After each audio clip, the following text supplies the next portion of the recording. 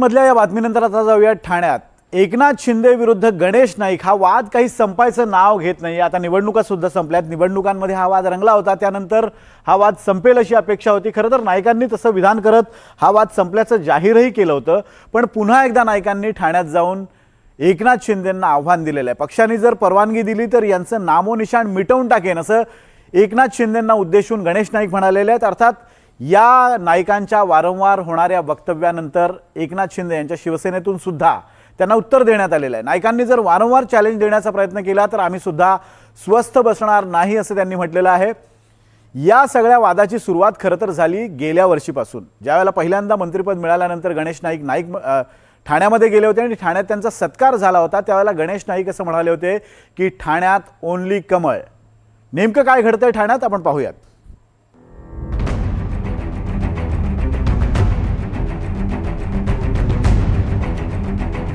किल्ले कोणाचेच नाहीत, पक्षानं परवानगी दिली तर त्यांचं नामोनिशाण मिटवून टाकेन। गणेश नाईकांनी ठाण्यात जाऊन शिंदेंना पुन्हा ललकारलं। महापालिका निवडणुकीत ठाण्याचा गड शिंदेंनी राखला तर नवी मुंबईत गणेश नाईकांनी शिंदेंना हिसका दाखवला। त्यानंतर हा संघर्ष आणखीनच धारदार झालाय। गणेश नाईकांनी पुन्हा एकदा ठाण्यात येऊन शिंदेंना ललकारलंय। भाजपनं परवानगी दिली तर यांचं नामोनिशाण मिटवून टाकू असं म्हणत नाईकांनी पुन्हा एकदा शिंदेंना डिवचलंय। त्यावर नाईकांनी वारंवार चॅलेंज दिलं तर आम्ही स्वस्थ बसणार नाही असा इशारा शिंदेंच्या शिवसेनेनं दिलाय। नाहीत आणि भारतीय जनता पक्षाने आता परवानगी दिली ना, ते ह्यांचे नामोनिशाण साफ करून टाकावं हे मी आज परत बोलतो। पण काय आम्ही भारतीय जनता पक्ष शिस्तीचा पक्ष आहे म्हणून आम्ही आदेश मानतो। काय बोललो आम्ही आदेश मानतो। मनाला नाही न पटताना हे कार्यकर्त्यांनी सण केलेले पक्षाकरता, पक्षाच्या नेतृत्वाच्या आदेशाकरता असं माझं मत आहे। आणि ते आता हे मी बोलतो याचं ट्रान्सलेशन हिंदी इंग्लिश मध्ये सगळीकडे होऊन जातं। गणेश नाईक जे काही सातत्याने बोलतायत, डायरेक्ट नाव घेणं त्यांना कदाचित अवघड जात असेल, परंतु एक निश्चित सांगतो, वारंवार चॅलेंज करायचा जर प्रयत्न केला तर आम्ही पण शांत बसणार नाही एवढं त्यांनी ध्यानात घ्यावं। खरं तर गणेश नाईकांना भाजप ठाण्यासाठी बळ देत होतं। मंत्री झाल्यावर गणेश नाईकांचा ठाण्यात सत्कार करण्यात आला। त्याचवेळी ठाण्यात ओनली कमळ फुलवायचंय अशी घोषणा गणेश नाईकांनी केली होती। तेव्हापासून गणेश नाईक स्वबळावर लढण्यासाठी आग्रही होते।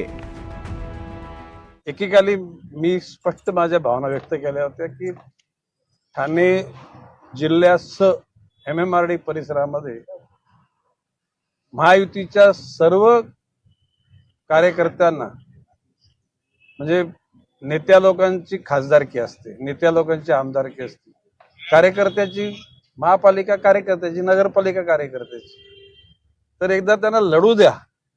लढल्यानंतर मग पुन्हा ज्याचे नगरसेवक जास्त त्याचा महापौर त्यांना सगळ्यांनी दुसऱ्या मित्रपक्षाने पाठिंबा द्यायचा आणि त्या रेशोमध्ये दुसरी पदं वाटून घ्यायची असं माझं मत होतं।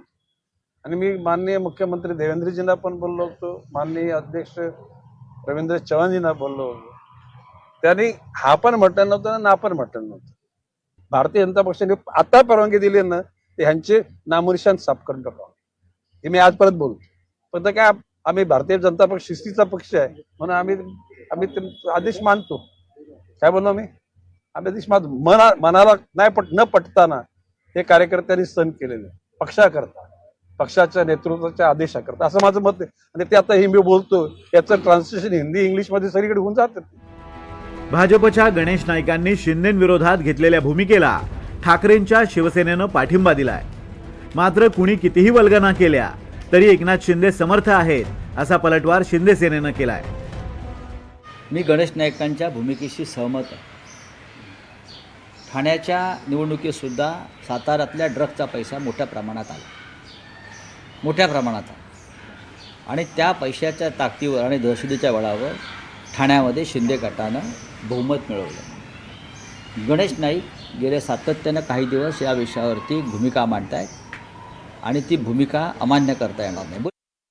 आमचे एकनाथ शिंदे साहेब सक्षम आहे प्रत्येकाला उत्तर द्यायला, त्यामुळे कुणी किती काही वल्गना केल्या तरी शेवटी गेल्या अनेक वर्षापासून धर्मवीर आनंद दिघे साहेबांचा ठाणे जिल्हा हा सक्षम करण्यासाठी आणि ठाणे जिल्हा हा शिवसेनेचा बालेकिल्ला हा सक्षम करण्यासाठी एकनाथ शिंदे साहेब आणि श्रीकांत शिंदे प्रयत्न करतात आणि आम्ही सोबत त्यांचे सहकारी सगळं आहोतच ना. त्यामुळे बोलणं फार सोपं असतं, करणं फार कठीण असतं आणि ते कठीण काम आहे ते एकनाथ शिंदे साहेबांनी करून दाखवलेलं आहे. अलीकडे गणेश नाईकाचा एकच धंदा झालाय की रोज उठायचं आणि एकनाथ शिंदे साहेबांवर भुंकायचं. पण लक्षात ठेवा, हाथी चले बाजार, कुत्ते भोके हजार.